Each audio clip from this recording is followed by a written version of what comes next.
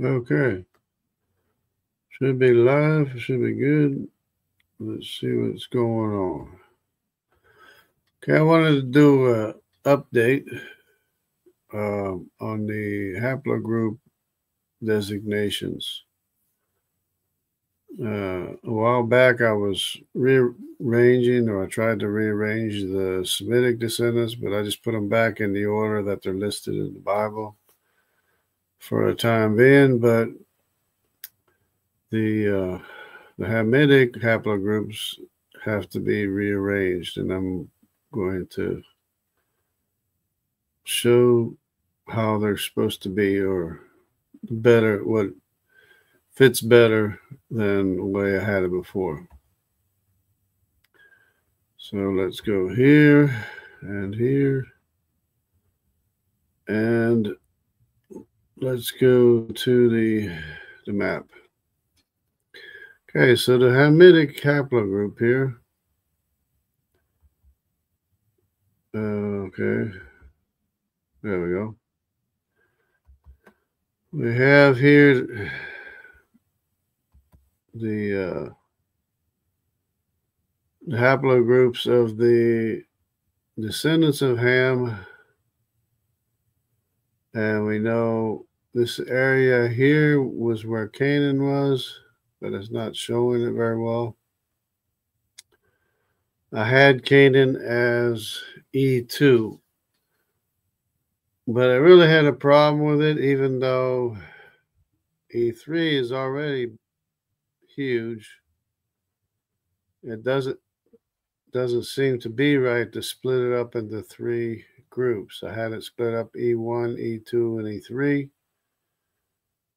And I had designated Put as E1, Canaan as E2, Mitzrayim as E3. But what I'm going to do now is I'm going to put E1, E2, and E3 all as Cushites. And I'm going to have the A1, A00, A2. I'm going to have these as Put, because they were basically tended to be pushed out, and I'm thinking that they got pushed out all the way down here into Southern Africa. So I have A as Put, B as Cush, C would be Nimrod. Well, that doesn't work either. I don't know. Let me find another map here. Okay, what is this? 100 Genome Project. I think this is the one.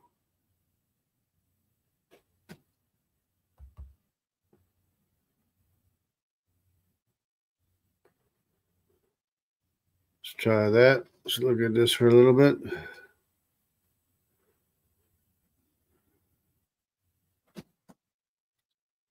Either that or maybe Kush would be A.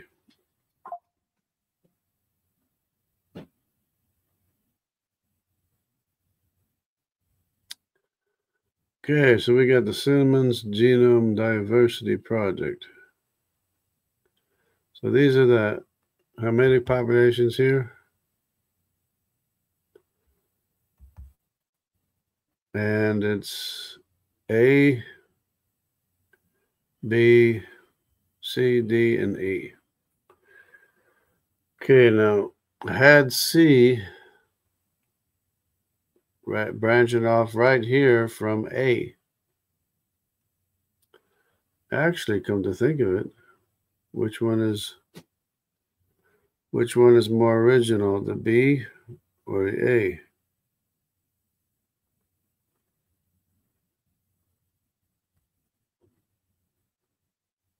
At any rate, they're both the same when Kush separated from A and B. So I guess maybe that's not a problem. because you can see this is supposed to be genetic distance here. And C breaks off from A and B at the same time. In other words, C is the first one to break off from the Hamitic lineage. Then there's the A and B, and then B splits from A.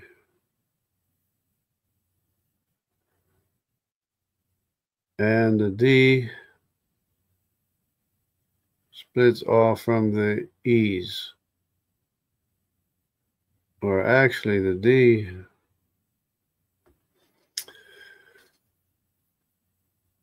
it's not going to work. Yeah, because the D is supposed to split off from the E2, which does seem to work here.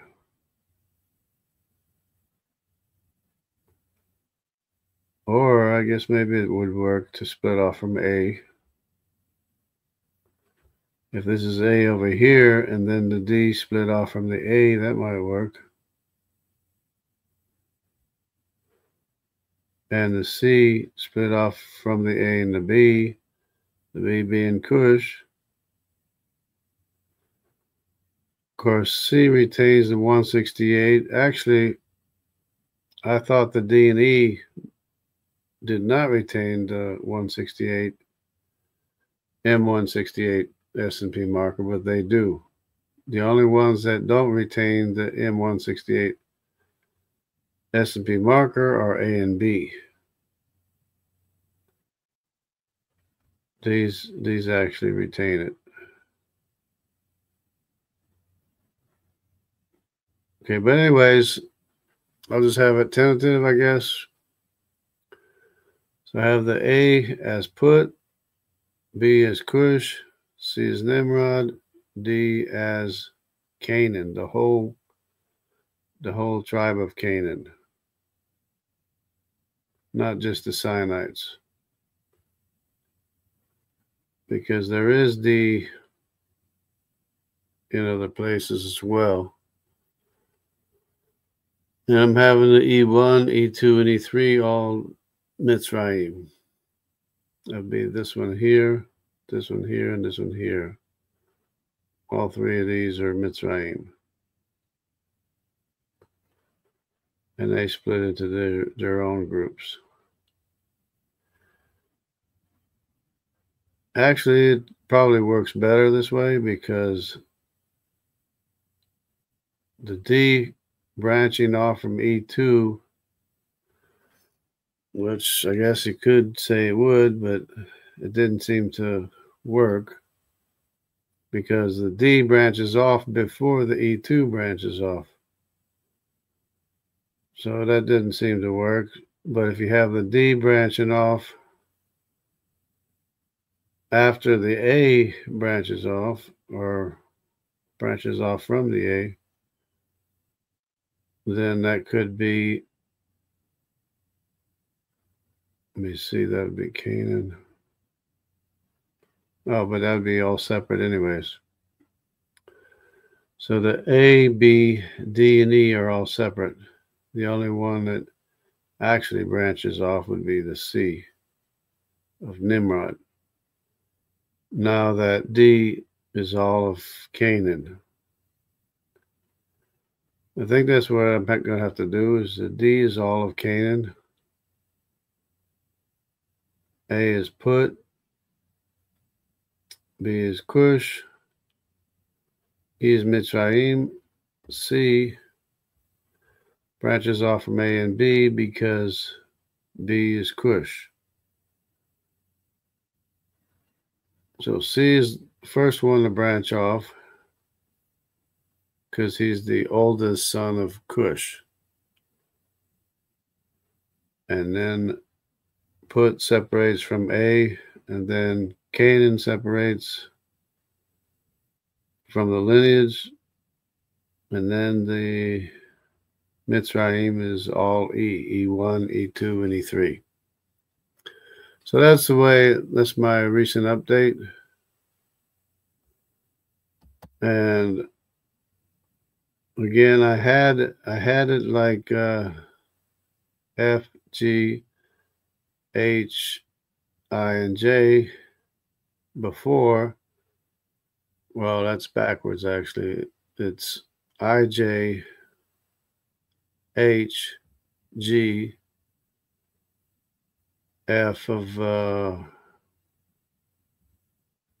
this F here is of Lud, this F here is of Aram. They're two separate lineages in two separate, entirely separate places. This F here is on this side, branches off from H, and this F here branches off of G. So if that's a lineage, I guess it would be Elam first, then Asher, then Lud, then Aram. So it'd be Arpachshad first. This is all Arpachshad. Elam, Asher, Lud, and then Aram, which is all F. It says F2, but it's actually F1, F2, and F3. And this is F more undefined, or F undefined. But it's a separate lineage. And both of these are found in India. They only seem to remain in India. There's not too many in Anatolia, if any. So I'm thinking that because both of these were traders, both of these traded. And of course, Anatolia was a bad place to be, in the middle of everything. So it looks like perhaps the surviving ones are the ones that went to India. And it's the same thing with the L haplogroup. The L haplogroup seems to have survived by going to India. And the T of Javan, this is has a long genetic distance because this T here probably represents the T in Africa, where there's a faster birth rate. And then there's other T's that don't have as many mutations with a lower birth rate.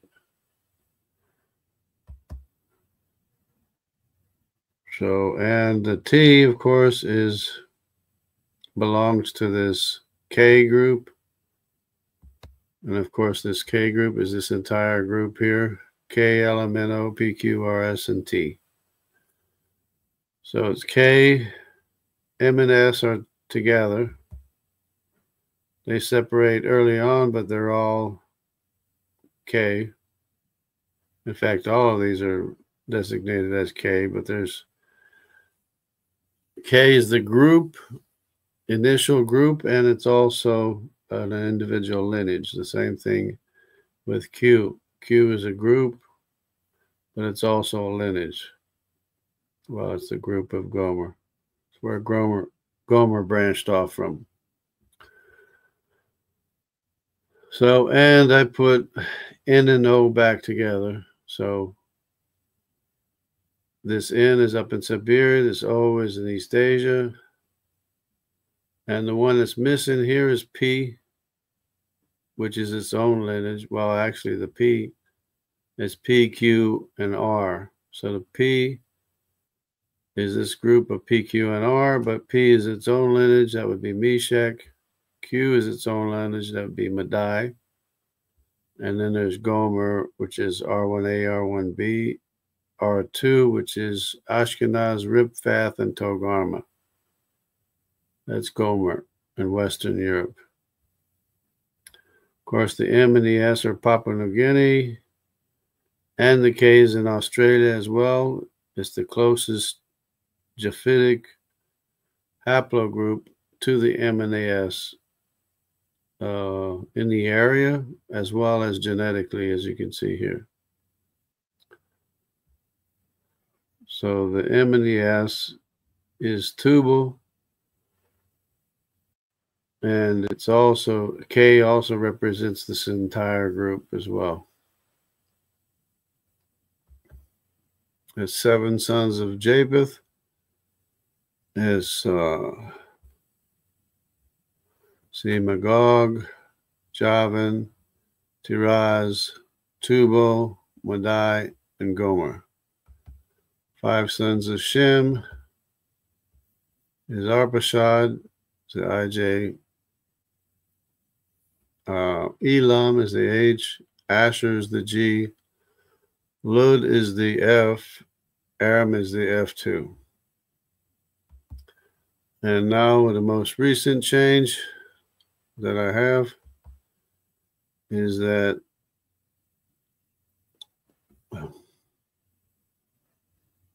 D is its own group. The Sinite group also represents all of Canaan.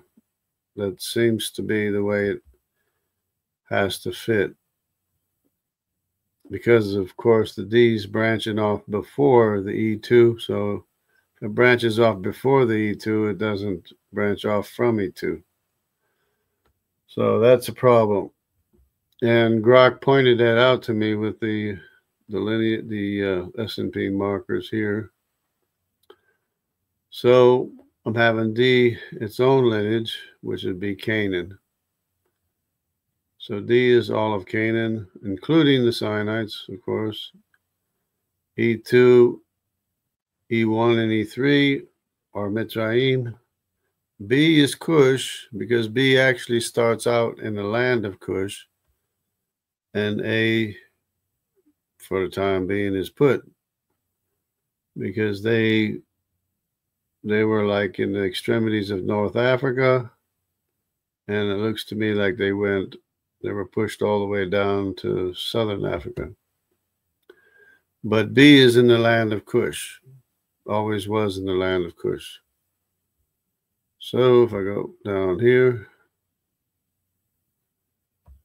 and back to the map,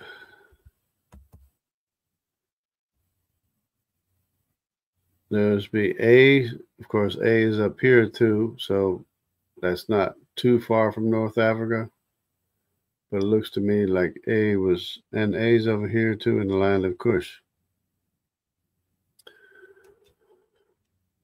So A, for the time being, is Put. I have designated as Put. B is Cush. Of course, when I followed the haplogroup lineage of B, it starts out in this area where this B is right here, and it spreads out from this area, the B haplogroup. So B is almost certainly Cush. I had A and B Cush, but since the D and the E2 is not a very large population, it's very, and it's not, another problem is that the E2 is not even in the land of Canaan. There's the Egyptian lineage, which is 1, 2, and 3. What is it? M1, 2, 3, or whatever it is in the land of Canaan, but that's Egyptian. But the E2 is not. There's E2 down here. But other than that, there's not much E2. And that didn't seem to fit Canaan. And of course, D goes through South Asia, ended up in China. First went to Japan with the Ainu Japanese, and the Jomons and the Ainu Japanese is the D.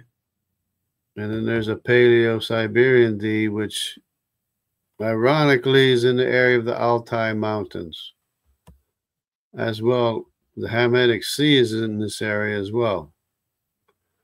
So the Denisovan finger bone is easily explained by these Hamitic haplogroups here, as well as the Eurasian haplogroups, which there's R1A, there's Q, there's N is Magog. Of course, so Magog is in the land of Magog, which is by way of the N. The P, which is not being shown here, is also in Eastern Europe. So the P is also, which is Meshech, is also in Eastern Europe, but P is also in Asia as well. So the P is also in Asia, but it's not shown here, but it is a significant population of Meshech, which I didn't know what to do with it. I just had it as the big, I just had it as the either Madai or Gomer, which is R, Q and R. There's the P right here. But P is its own lineage. So P is its own lineage, and it's, well, and by way of the S&Ps, it is the ancestor to Q and R, or of course, they have a common ancestor. P has a common ancestor with Q and R, which is what the haplogroup, the S&P markers show. But P is its own lineage as well. So in other words, they share an S&P marker, but they have their individual markers as well. As a matter of fact, the A1, the R1, R2, and R3 are R1A, R1B, and R2, which is here somewhere. Where's the R2? Here's the R2 in India. This is Togarma. Of course, it's in other places.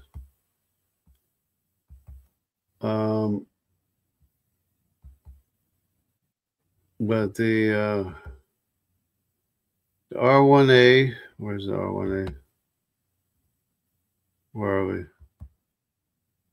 There, R1A, R1B. R1B is all Southern Europe. It's not showing it here, but it is. There's R1B right here. But that's all Western Southern Europe. This is Ripeth, and R2 is Togarma. Of course, a lot of people seem to have a hard time understanding why this J2 is in Iran or Persia. And it's an M17. The main lineage of J2, the largest lineage of J2, is M172, which I believe to be probably the house of David and Solomon, is all the way here in Persia. Well, there was also the thing with the Medes and the Persians, and the Medes, of course, being Q, right here, the Q, they joined and became part of Israel. So there's a Q in the Jewish population that goes way back to the time in the book of Esther when the Medes became Jews. It actually says that in the Bible. That's why the Jewish population always has like about a 5% of Q in their population or so. And of course, Dan and Asher separated from Israel. So far, Dan is I1, Asher is I2. Because they're separate populations that move around separately, that migrate separately. And so they're not, I couldn't see them as all being Dan. So then I had to find out, well, who else was a sailing population, and it was Asher was the other one. As far as I can tell. So far, unless somebody can, have something to say about it. Okay, and the O and the N now is joined. It's all Magog, which is the single largest population in the world. O by itself already was the largest haplogroup population-wise, percentage-wise in the world. Well, I don't know if today the numbers are not reliable. These O numbers, numbers-wise, population-wise, are not reliable for obvious reasons.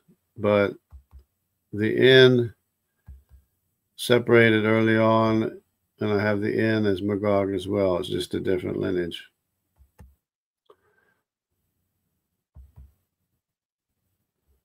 And the Q, the Medes, there was an interesting thing is that I had designated Q as being the Medes, and then I was watching one of Matt's videos, and he said, oh, the Medes went up into Europe. So I said, uh-oh, maybe I better check in Europe and see if the Medes were in Europe.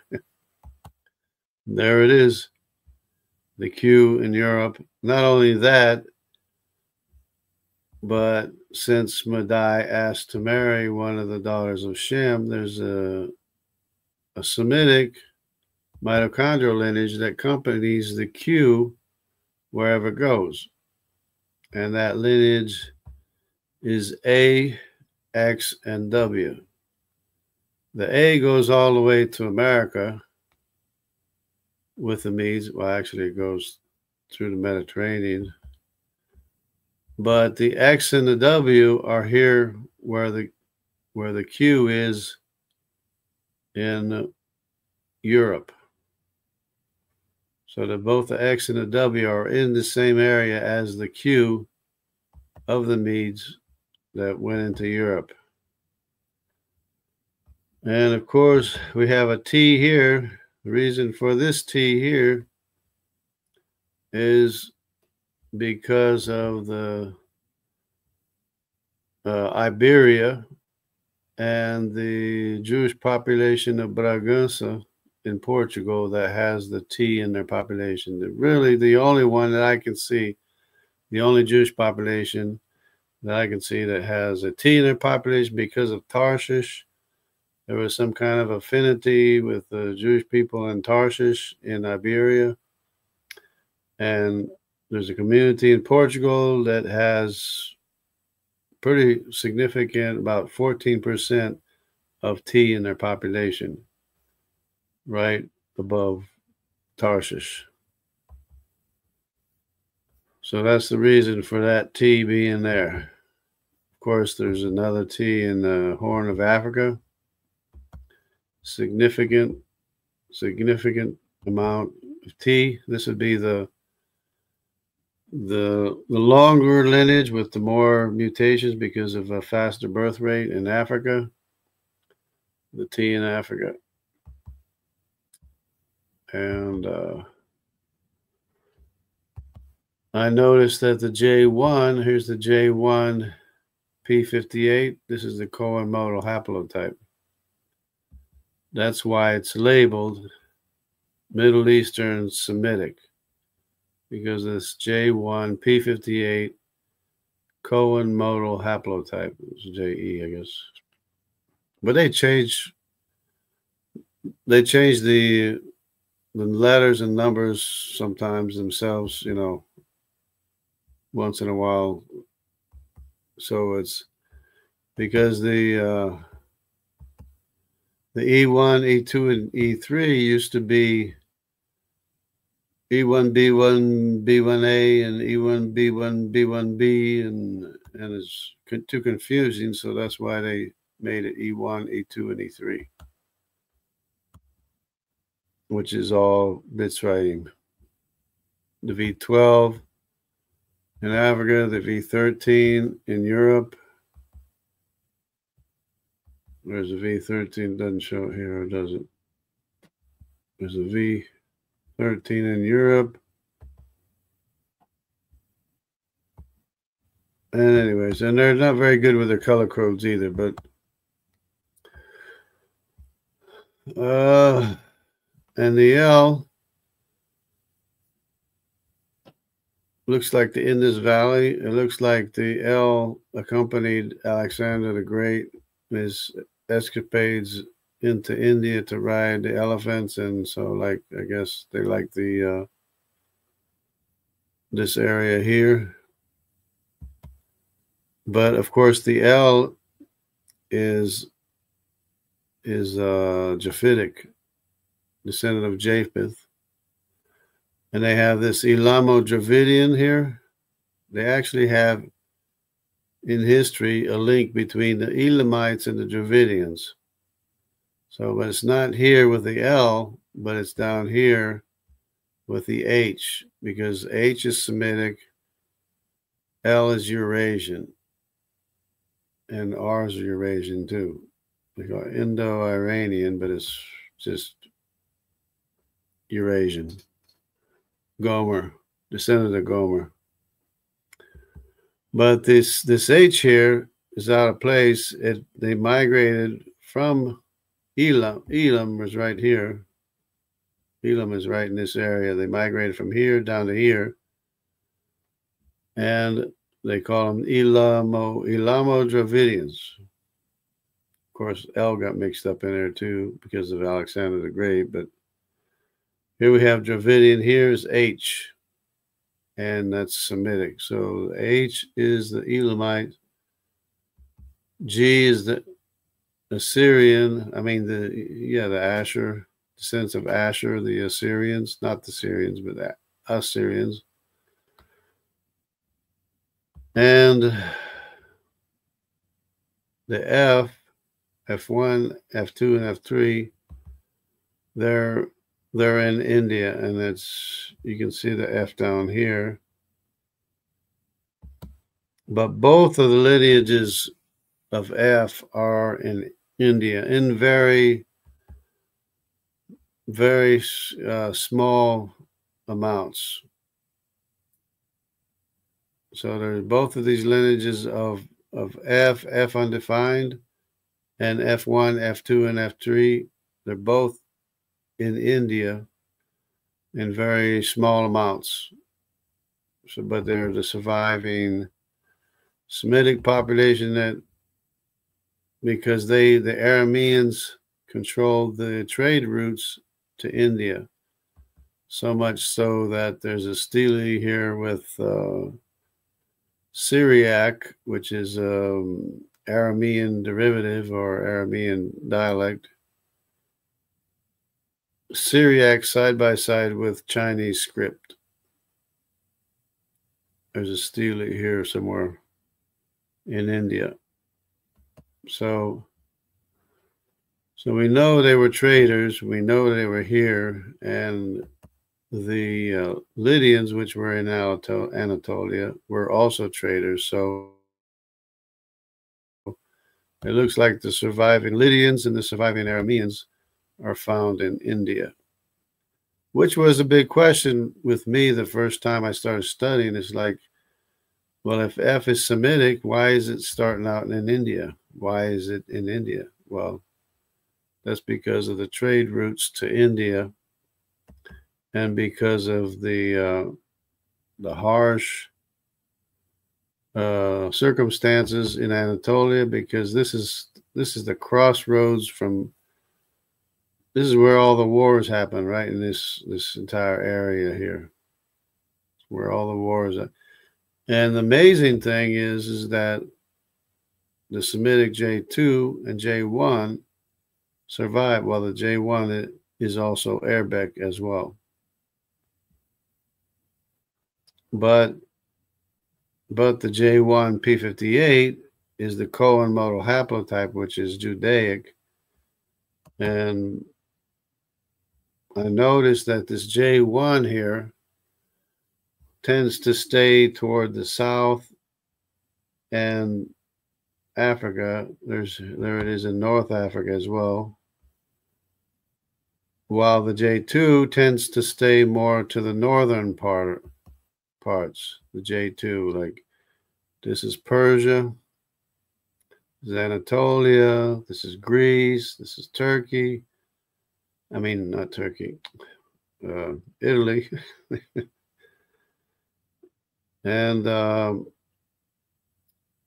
so it's amazing to me how much J2 has survived from being spread out around the world. And this is a significant population too. Among the Persian population, J2 and other haplogroups, J1 and G and such that could also be Jewish, are like about half of the population in Persia. So it really doesn't make sense for Iran to be hating Israel when half of the Iranians themselves are descended from Judah and David and Solomon. It just makes no sense whatsoever. There is a prophecy in the Bible about the descendants of David fighting each other, but that's not an excuse to be fighting each other.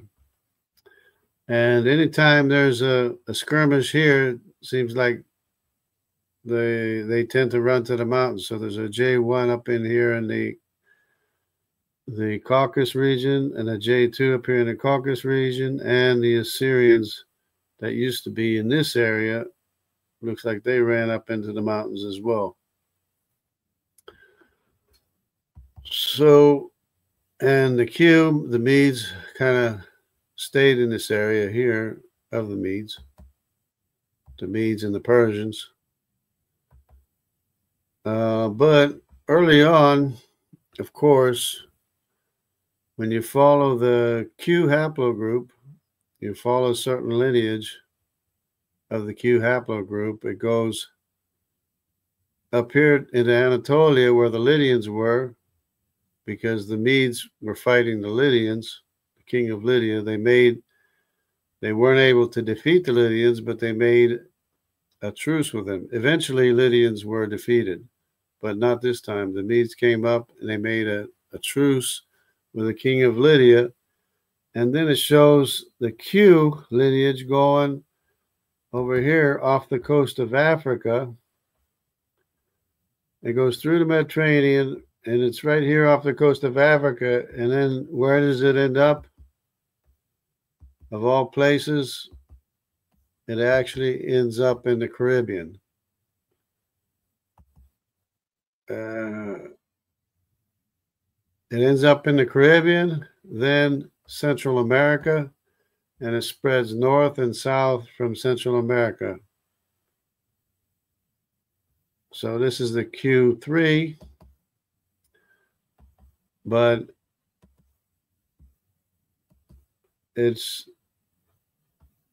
so easy to see when you follow the migration route that this Q went through the Mediterranean, off the coast of Africa, and to the Caribbean and Central America, and spread out north and south. And of course, Q is the main haplogroup lineage of Native Americans. Now, not only did the Q make that migration route, but the mitochondrial DNA as well, which jumps around a lot more, because the mutations are slower because it's a smaller DNA. But it jumps the mitochondrial lineage, like the A Semitic lineage that accompanies the Q. It jumps around a lot, but it makes the same migration route. It's over here, and then it jumps over into Central America. All of a sudden, it's in Central America, and then South America, and then North America. It makes the same migration that the Q made. Not only that, but the C and the D, which is all the way over here in East Asia now, while keeping in mind that everybody was in this area to begin with, and they spread out. But then when the Medes came through and fought against Lydia, they came west, of course, and they went to America. And the A that accompanies the Q made the same migration. And the C and the D, which were also in this area before they spread out, went all into Asia because they're the Eurasian mitochondrial lineage. The C and the D, they made that exact same route. From here, of course, it jumps around a lot more, but from Asia, it jumps to Central America. Over here. Jumps to Central America, goes north and south. Both the C mitochondrial Eurasian and the D mitochondrial Eurasian. They both did the same thing. So that's 4 haplogroup lineages that make the same migration to America. But they didn't all travel together because the C and the D are the oldest lineage to make that migration. Keeping in mind that everybody was concentrated in this area early on, and early on, the C and the D are the oldest lineage in South America of the mitochondrial DNA. The C and the D, they're the ones that made all, the megaliths, probably with a C haplogroup, because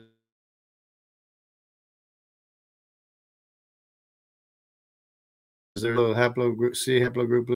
It only shows one example, like somewhere around in here, one sample of C. It doesn't, you can't tell what migration route it took because there's only one sample. I don't know if they're hiding the data, or if they don't have enough data.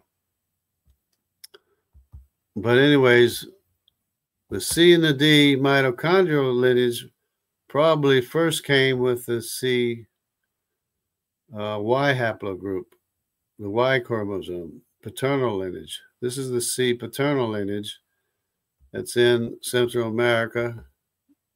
Remember the Olmecs with the Olmecs heads, and they look sort of Polynesian?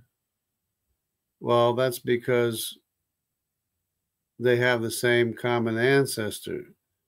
And the American lineage of C is C3, but the Polynesian lineage is C2. See? That's why the Olmec heads often appear to look Polynesian, because they have the same common ancestor and the same admixture from Asia. But it's a different lineage. This is a C2, which does not go to America by way of the Pacific. It did not go to America by way of the Pacific. There is a B mitochondrial maternal lineage that does go through the Pacific to South America. There's a B mitochondrial lineage. It's a Semitic mitochondrial lineage, but it doesn't accompany the Medes. It seems to travel by itself, which we know it didn't travel by itself, but apparently the B, the maternal lineage, is the only haplogroup that survived the voyage, because whenever there's a war or something, it's the Y chromosome that suffers. It's the same. It's always the same story, because in the Anatolia, when there's war, the Y chromosome is what suffers. So the L and the T and the L, you won't find very strongly in Greece, but you will find them wherever they had trade, and they did. Greece did have trade with the Horn of Africa,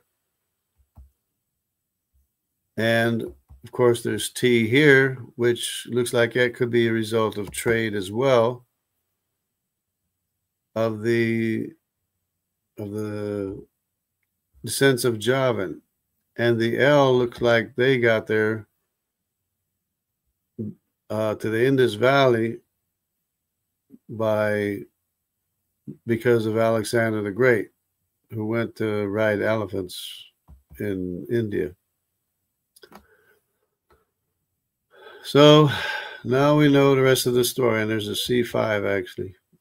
This is C, of course, is Nimrod, the descendants of Nimrod. So there's a C1 in Europe, C2 in the Pacific, and there's a C3 in America. C4, where's C4? C4 is in Australia, and C5 is here in Asia. But they're all descendants of Nimrod. It can only be Nimrod because Nimrod was the only king of the world early on that reinforced his genes in the population because he was king. He was the king of the world. So when Israel asked for a king like the nations, that's what they're referring to. They're referring to Nimrod's, the house of Nimrod. They wanted a king in Israel like the house of Nimrod, meaning a king with many wives and concubines and many offspring. And so God permitted it, and that's why today there's the J2 M172, which is the largest population it's the largest haplogroup in Persia today, Iran. And this M172 branches off into two groups, which I believe is David and Solomon, the descendants of David and Solomon, right there. And of course, J2 is Judah. There's other groups of J2 as well. There are other descendants of Judah, and there are possibly other descendants of Israel, which is kind of hard to study if you don't have access to a lot of good information. But that's what it is. But it's so interesting to be able to follow these lineages wherever they go. And here's the M and the S of the Papua New Guinean. And the only Eurasian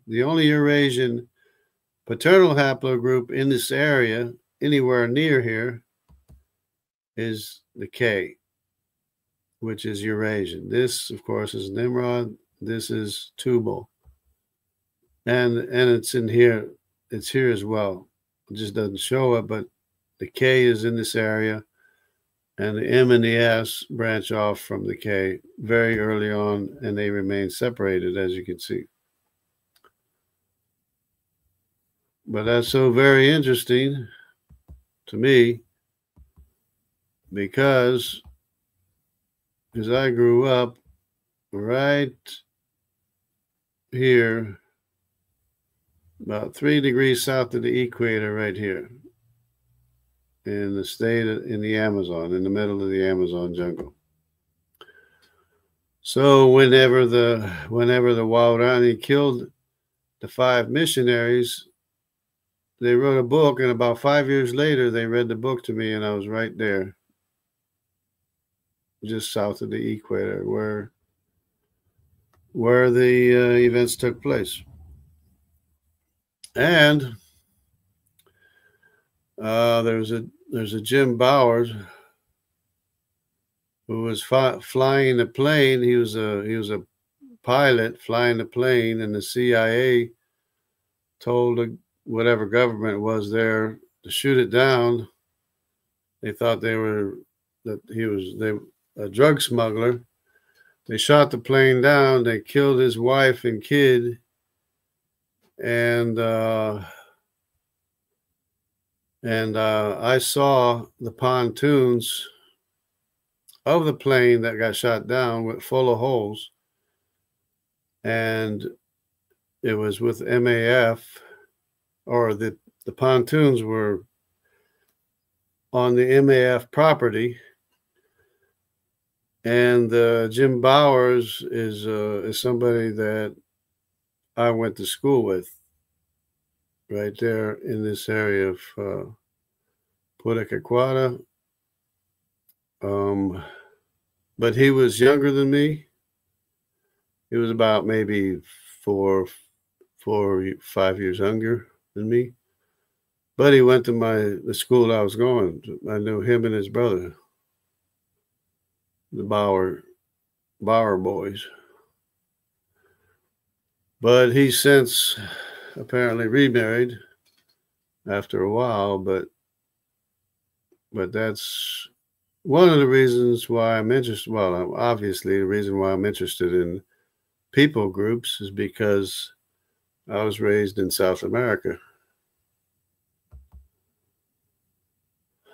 So there you go, the Amerindians. Q3 is labeled as the Amerindians. The C3 is the Kichwa, Wayu, and the Waoranis. These are tribes that are genetically linked, of course. But the Waorani, the Spanish call them Auca Indian. They call them savages. They're called Aucas by the Spanish-speaking people because they wouldn't tolerate anyone. They wouldn't even tolerate themselves. There was like a 65%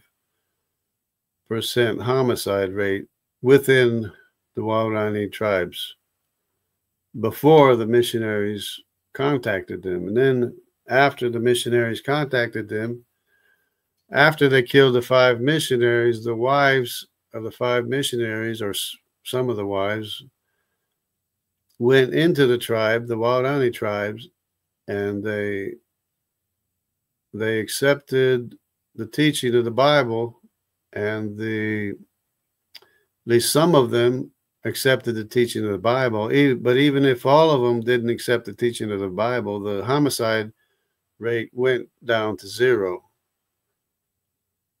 within the tribe amongst themselves. So that's the effect of the salt of the Word of God, is that it's powerful to change lives, even if they don't believe in the Bible. It's still the salt of the earth. It still changes people's lives. And so here in America, that's what we need to be doing. We need to be speaking the word of truth, because the Word of God goes and does what it was purposed to do, and it doesn't come back without doing what it was intended to do. So we need to be continually speaking the truth of God's word in America, if we're in America, and in South America, if you're in South America, and in Europe, especially. Europe really needs it now. if you're in Europe and the Middle East and in Asia and in Africa, everyone needs the Word of God for the benefit of the unbelievers, the believers. The Word of God will benefit whoever hears it.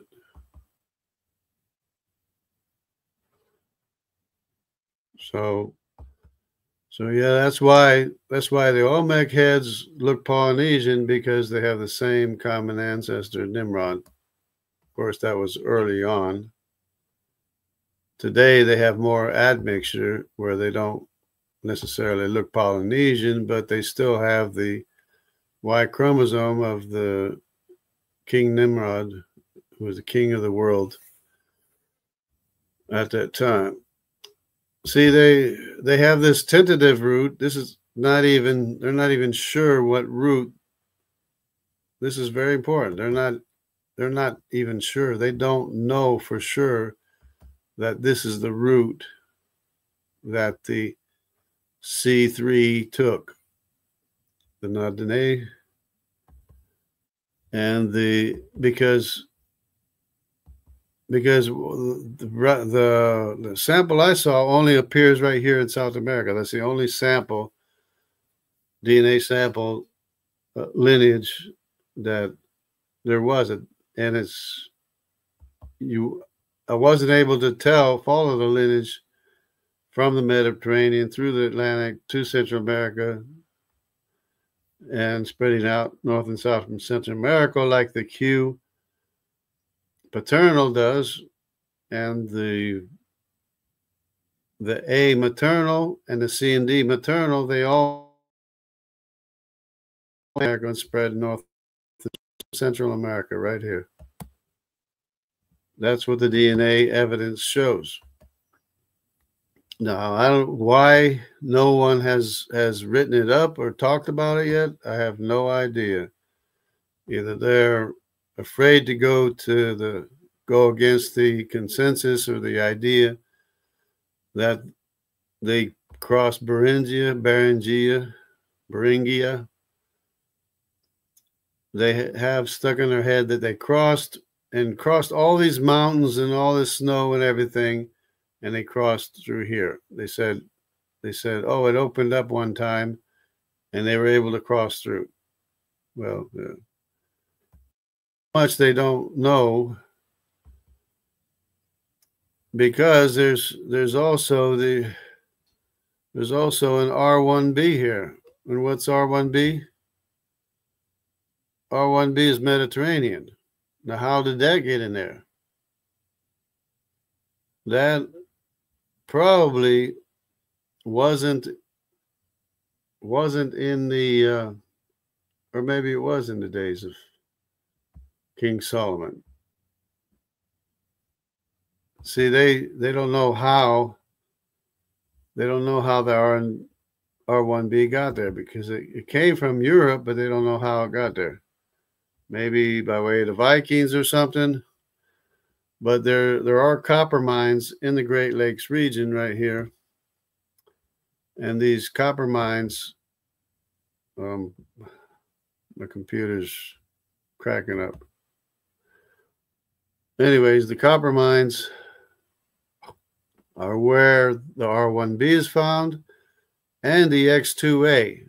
The X2A is found in this region of the Great Lakes, and the X2A is found also in Galilee, believe it or not. So you have the same exact mitochondrial lineage in the indigenous population. All these indigenous tribes here in this area, they have the X2A in their population, and it's also in Galilee. I don't know what's happening to my thing. I guess I'm losing my computer function here. So I might as well cut this off short, or cut it off as it is right now. And that's good enough, I guess, if this thing will ever cooperate. Okay, so what do we got here?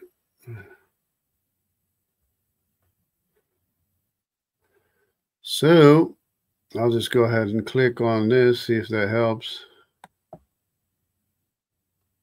I don't even know if I have an image here. Anyway, my computer is not wanting to work here, but I guess that's as good as I can do right now.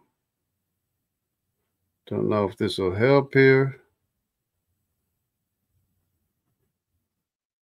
Anyways, could stop screen. I don't know. Anyways, for what it's worth or not worth or whatever, see what happens.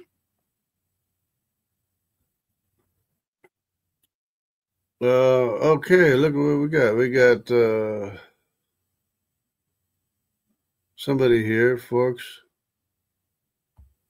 Says good day. We have Christian Sodium channel. And we have El Warrior. Is the Y haplogroup I1 originally the Greeks or Vikings? I1 is in the Viking population. I'm an I1. I1 M253.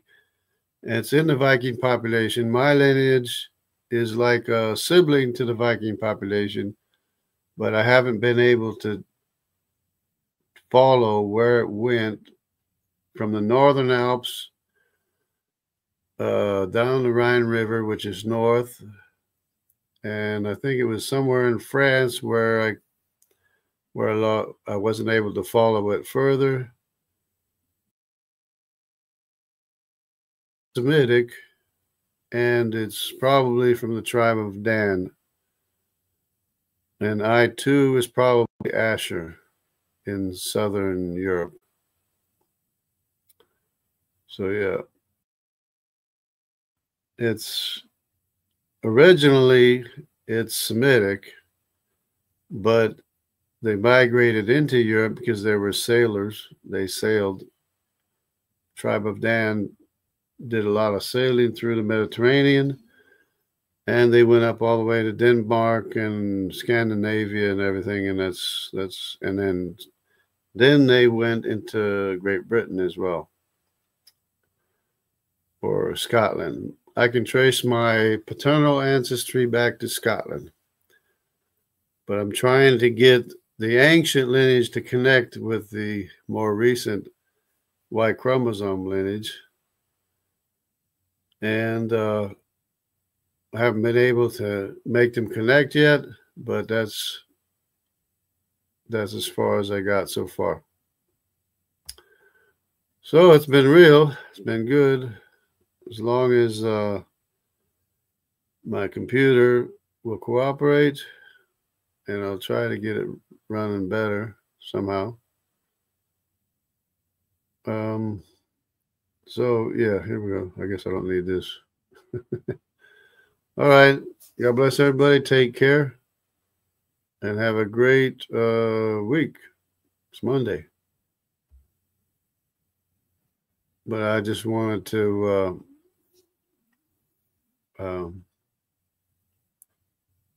give that update on the major changes in the haplogroup designations.